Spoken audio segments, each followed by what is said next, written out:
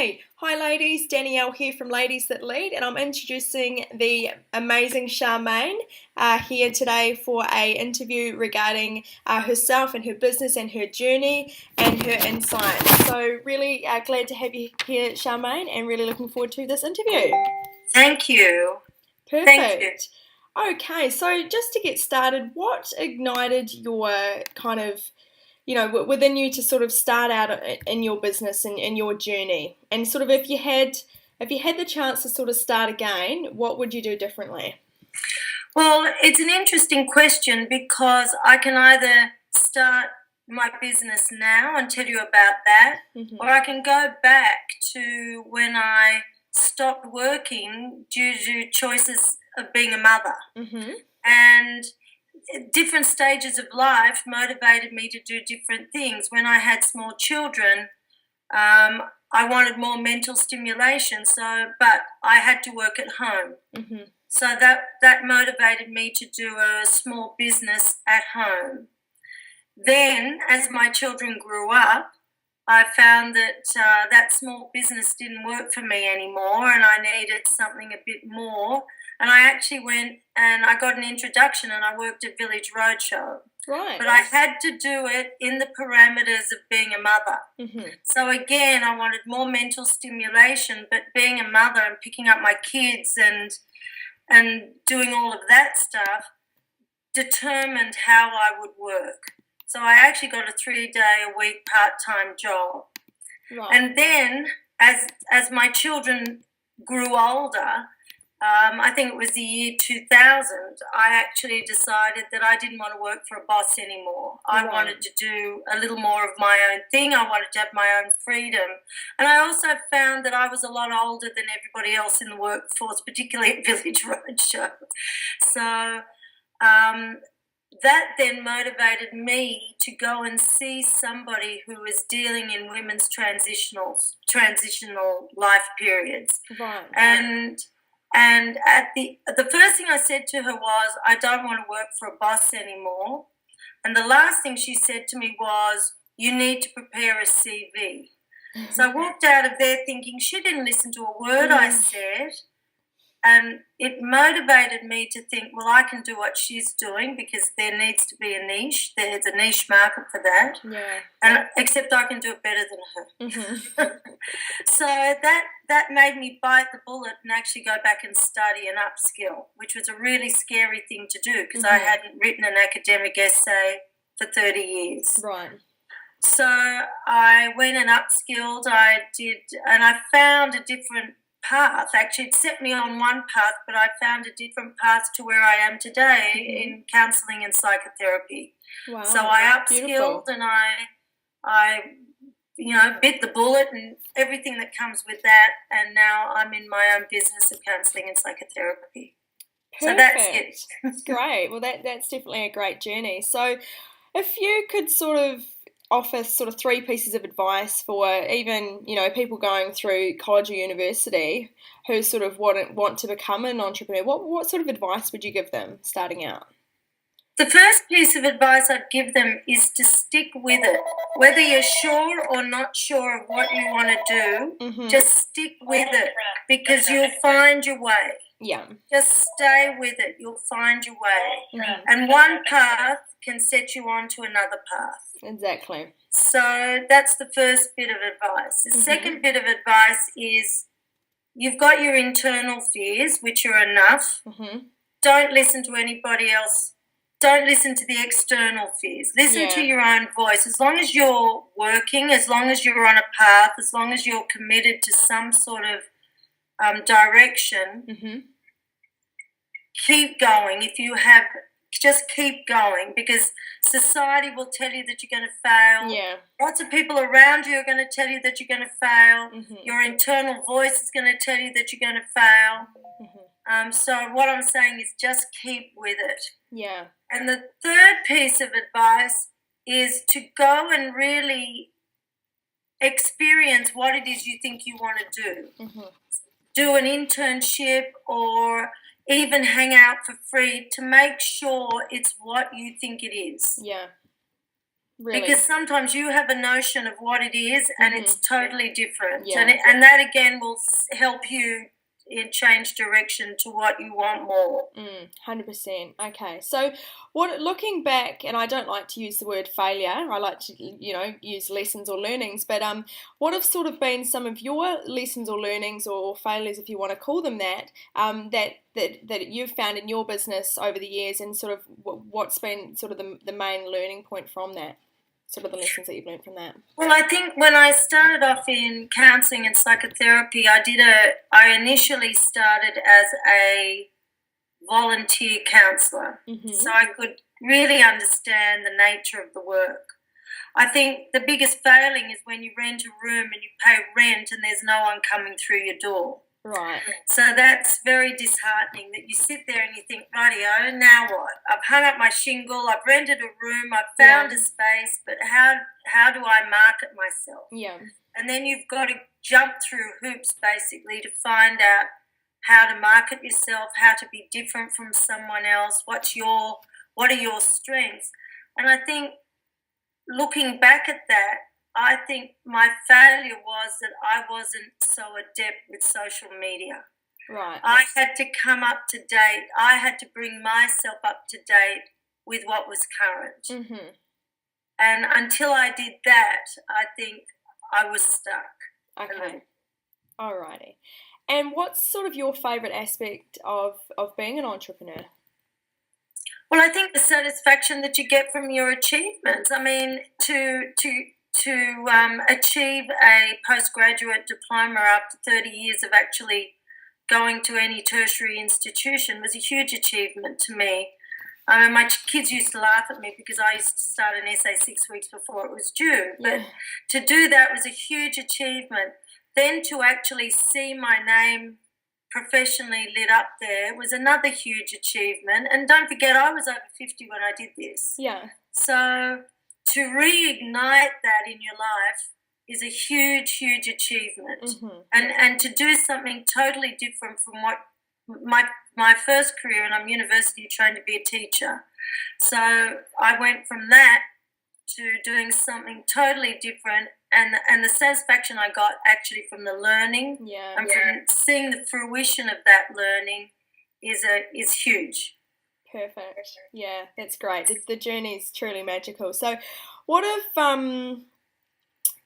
would you say are sort of the top 3 skills needed to be a successful entrepreneur? I know you mentioned earlier about, just sticking with it and not listening to sort of the outside noise and sort of societal pressures, but is there anything else that's sort of coming up for you? Well, yes, that perseverance is one thing, and you need to be self-motivated. You need to be your own detective. You need to go and find out things. You need to look at what's current, and you need to keep current. Yeah. So you need to be self-motivated. And I think the third thing you can do is network, and network within your family. Yeah. Whilst I said there are negative voices, there are positive voices there too. So include those that you trust to be able to give you a bit of wind beneath your wings to help you on your journey. Yeah, perfect. And who's one of your sort of greatest inspirational people or in business that you look up to? Well, in my business, I guess I deal with 2 very inspirational women. One is my supervisor, and one is my own therapist, who's more like a mentor to me. Yeah. And they are mature age women, and they are truly inspirational. Fantastic. Okay. And my family. And your family, of course. And what has been your most sort of satisfying memory and moment in business? My most satisfying memory, I think the most satisfying thing was when I told you I was at Village Roadshow. Originally I got an introduction, and it was, let's see how long she'll last, because I had to prove myself. Yeah. And as I said to you, I was the oldest person in the whole environment. And I ended up being very well regarded, and I ended up staying there for quite a considerable amount of time. Right. So that was a bit of I'll show you that I can do it. Yeah. And I think that is the same now where I am now in my own practice, that I actually showed you I could do it. Yeah, definitely. And it's a great feeling, isn't it? When it's sort of a fine line between, the disempowering thoughts and the empowering thoughts when someone says, oh, you can't do that, and, to hell I can't, and you wait and watch type thing. Yeah, you wait and watch. And it's a hard road, but when you can say, look, the clients are walking through the door, I did it. Yeah. It's a tremendous feeling. Yeah, and the fear of, not following through with that vision and with that journey is almost more scary. I lost you there. Oh, you got me? Can you hear me okay? Yeah, now that's better. I was just saying that, the fear of not following through with your dreams and following your passion, that's almost more scary than doing so. Yeah, but there's another fear, the fear of actually success, because some people fear that, I'm going to be too busy, and if I'm too busy, how am I going to juggle? And if I'm going to be this, how am I going to do that? Some people fear the opposite. Some people go in and they're stuck because they fear that they will be successful and they don't know how they're going to handle that. Yeah. So, there are many fears, as you said, and I think once you overcome them, it's very personally satisfying. Yeah, 100%. Okay. So what sort of sacrifices did you have to make in the early days or even throughout your journey, obviously, in becoming a successful entrepreneur? Well, I think the sacrifices that you make with any choice, there's a loss. So the sacrifices that you make with kids, when you're a mum with kids, you've got to juggle. It's a huge juggling act. Yeah. And, the odds are that when you've got the most important meeting of the day, you've got a sick kid. So you've got to find someone to look after your kid. Or the odds are there's a very important meeting scheduled just at school pickup time because bosses haven't evolved to understand that that they have to be a little flexible too. So, I think those sorts of things get in the way, the juggling and the things that you give up. Sure, you give up maybe friendships for a time because you don't have that much time to devote to that. Yeah. You're exhausted from time to time. Your relationship can suffer. Your parenting can sometimes suffer. But then again, if you find that it's too much, that's a signal to modify whatever you're doing. Yeah. If you find that it's boring, then that's another signal to modify what you're doing. And if you find that you can tolerate the juggling and you can wear all the different hats, then you're on a path, you're on a right track. I think it's all part of the journey, actually. But the juggling was the hardest. Okay, perfect. So you mentioned at the start a little bit about your business. Can you just elaborate a little bit more about sort of who you help and how we can get in touch with you and how, you've said how your business has evolved, but a little bit about yourself and your business and where you see yourself and your business sort of in the next sort of, 10 years and beyond. Okay, well, as I said, I'm a counsellor psychotherapist in practice in Sydney's eastern suburbs in Rose Bay. I see individuals, couples and families, and I work primarily with relationships, which encompass everything because you have a relationship with yourself, you have a relationship with others, and you have a relationship with the world. So that's what I do.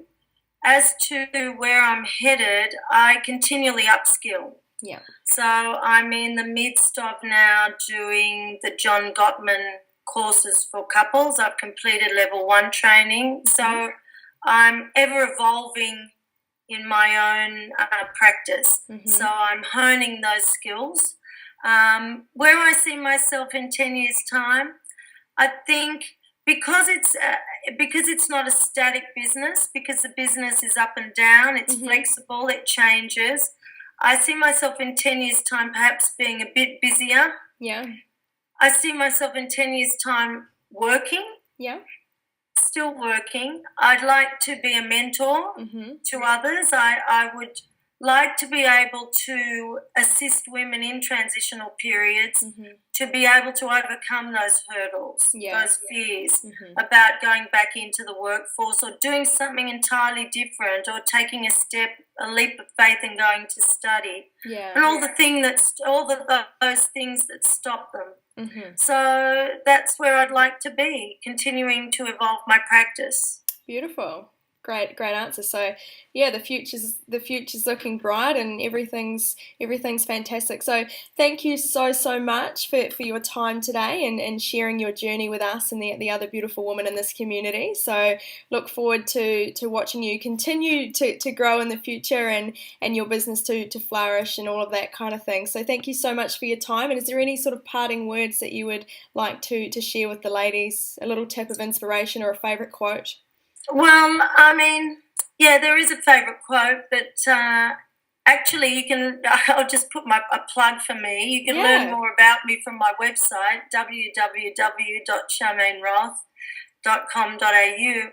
But I think there's a very good quote that says, you don't have to climb the whole staircase, you just need to take the first step. Yeah. And I think that is it. Once you take the first step, and you have someone with you on that journey or encouraging you, no matter if it's a friend or a family member or even just yourself pushing yourself, just take a step and see what happens. Don't stand at the bottom of the staircase looking up. So that would be my advice, particularly to women who because I think women's lives change so much. So, that would be my parting advice. And thank you very much, Danielle. It's great to be a contributor to you and your business. No worries at all. Well, thank you so much for your time. Bye. Bye.